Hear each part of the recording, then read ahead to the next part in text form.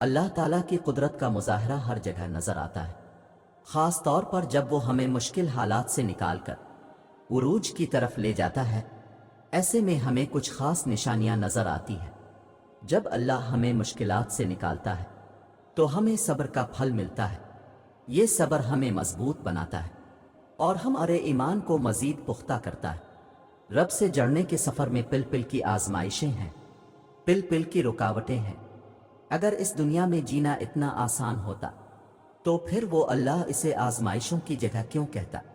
जिंदगी तो नाम ही आजमाइशों और मुश्किलात का है। इस रब को नेक लोगों की तलब नहीं, उसने तो बस ये जहां हम जैसे गुनाहगारों के लिए बनाया है, ताकि जब हम टूटे बिखरे इसकी बारगाह में जाएं तो वो अपनी शफकत भरी रहमत से हमें ढांप ले। याद रखो, आजमाइशें वक्ती होती हैं। जितनी जल्दी आजमाइश से मायूस होने के बजाय रब से लो लगा ली ना, इतनी जल्दी आजमाइश से दस्तबरदार भी हो जाओगे। एक बात हमेशा याद रखो, हजारों मसाइल का एक हल है, वो है तो कल। जहां तवक्कल हो वहां शिकवे नहीं होते, जहां तवक्कल हो वहां दिल कभी बेसुकून नहीं होता। अगर फिर भी लगता है कि हिम्मत बाकी नहीं, अब तो जान लो वक्त आजमाइश अब खत्म होने को है। अल्लाह ताला कुरान में फरमाते हैं कि मैं किसी भी जान को इसकी ताकत से ज्यादा नहीं आजमाता हूं। तो कैसे मुमकिन है कि तुम्हारी आजमाइश खत्म नहीं हो सकती। अगर एक आजमाइश के बाद दूसरी आजमाइश आ रही है तो जान लो अल्लाह तुम्हें मजीद अपने करीब करना चाहता है, तुम्हें अपनी मोहब्बत से नवाजना चाहता है। वो तब तक आजमाएगा जब तक तुम मुकम्मल इसकी मोहब्बत से सुरखरू नहीं हो जाते। आजमाइश एक तरह से आपको मजबूत करने के लिए भी आती है, जो कि बहुत ज़रूरी होता है। अल्लाह जानता है कि बहुत कमज़ोर हो अब, इसलिए उन्हीं चीज़ों के ज़रिए आजमाता है जो आपकी मनपसंद होती हैं। और यकीन करो, इसी आजमाइश से आप इतने मजबूत हो जाते हो कि कोई आपको कुछ भी बोल दे आपको फ़र्क नहीं पड़ता, क्योंकि आप खुद भी मजबूत हो जाते हो और अल्लाह से आपका रिश्ता भी मज़ीद मजबूत हो जाता है। फिर आप सब कुछ अल्लाह पर छोड़कर बेफिक्र हो जाते हो। अल्लाह ताला तुम्हें इसी चीज़ से आजमाता है जो तुम्हें सबसे ज़्यादा अजीज़ होती है। वो तुम्हें तुम्हारी मनपसंद चीज़ के हाथों बेबस कर देता है और फिर वही बेबसी तुम्हें सजदा करवाती है और तुम अपनी फरियाद लेकर जब इसके आगे खाली झोली फैलाते हो तो वो तुम्हें नवाजने की ठान लेता है।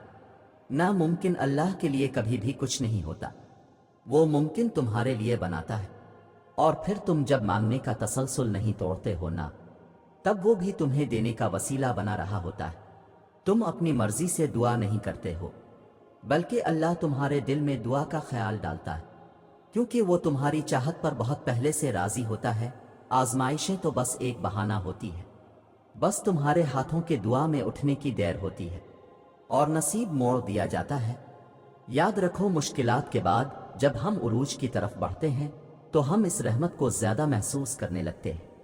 आजमाइश तब शुरू होती है जब कोई चीज जान से ज्यादा प्यारी हो जाती है, जब इस चीज से खुद से भी ज्यादा मोहब्बत हो जाती है। फिर अल्लाह इस मोहब्बत का इम्तिहान लेता है, आखिर तुम इस चीज के लिए कितना सब्र कर पाते हो, इसी जुनून की हद तक पहुंच पाते हो, और सबसे बढ़कर ये कि तुम अल्लाह की रजा में राजी रह पाते हो। अल्लाह को तुम्हारी इबादतों की जरूरत नहीं है, इसकी इबादत के लिए सारा जहां है। वो तो बस तुमसे मोहब्बत चाहता है। बताओ फिर, जिस मोहब्बत का वो हकदार है तुम उसे दे पाओगे? आजमाइश तो मुख्तसर सी होती है, फिर वो हर चीज दुगनी करके वापस कर देता है, मगर तुम ये बात समझने में बहुत देर लगा देते हो। तभी तो तुम अक्सर बेसुकून रहते हो। इम्तिहान तो तभी खत्म होता है जब तुम आगे बढ़ना सीख जाते हो। सब्र शुरू में बहुत मुश्किल लगता है, क्योंकि हम उन चीज़ों से आजमाए जाने के आदी नहीं होते जिनसे हमें बेपनाह मोहब्बत होती है। तब ऐसा लगता है जैसे दुआएं भी बेबस हो गई हैं। लेकिन फिर जैसे जैसे वक्त गुजरता है वैसे वैसे चीज़ें बदलने लगती हैं। फिर आहिस्ता आहिस्ता मुखालिफ हालात भी हमारे हक में होने लगते हैं और दुआएं भी एकदम कबूल होने लगती हैं। तब समझ आती है कि सब्र तो बस इस रास्ते का एक हिस्सा था जो हमें हमारी पसंदीदा मंजिल तक वापस ले आया है। हम अजर कमा तो सकते हैं, लेकिन इस अजर के मिलने का वक्त सिर्फ अल्लाह ही तय करता है।